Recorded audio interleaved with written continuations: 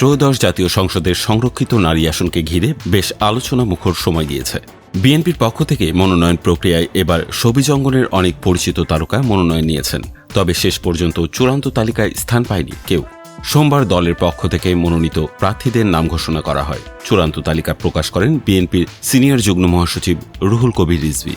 গত 10 April BNP সংরক্ষিত নারী আসনের জন্য দলীয় মনোনয়ন ফর্ম বিক্রি শুরু করে। 3 দিনের এই কার্যক্রমে প্রায় 1300 প্রার্থী মনোনয়ন ফর্ম সংগ্রহ করেন। এদের মধ্যে শোবিজ তারকাদের মধ্যে ছিলেন জনপ্রিয় সঙ্গীতশিল্পী কনক চাপা, বেবি নাজনীন, রিজিয়া পারভিন, দিলরুবা খান, দিতি আনোয়ার, নৃত্যশিল্পী ফারহানা চৌধুরী বেবি, অভিনেত্রী রিনা খান সহ একাধিক শোবিজ তারকা। এছাড়াও পরবর্তীতে আলোচনায় আসেন ছোট পর্দার অভিনেত্রী রোকাইয়া জাহান চমক ও মেঘনা আলম।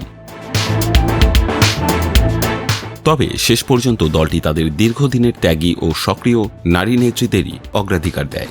ফলে শোবিজ অঙ্গনের কোনো তারকাই চূড়ান্ত মনোনয়ন তালিকায় জায়গা পাননি।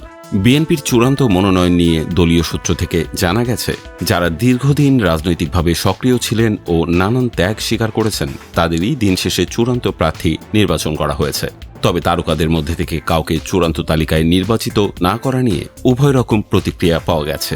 অনেকেই মনে করছেন শিল্পীদের মধ্যে 2-1 জন মনোনীত হওয়ার জন্য উপযুক্ত ছিলেন। আবার অনেকেই মনে করছেন শোবিজ জগতের কাউকেই মনোনয়ন না দেয়া বিএনপির বিজ্ঞতার পরিচয়।